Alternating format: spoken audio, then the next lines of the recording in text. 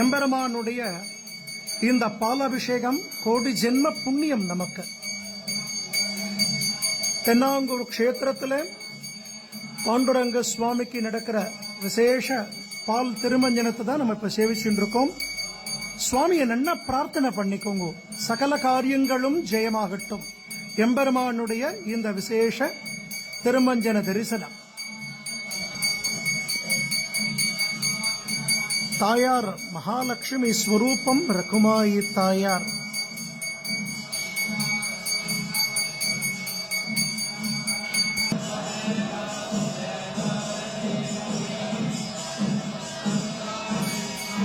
Radhe Krishna, Radhe Krishna.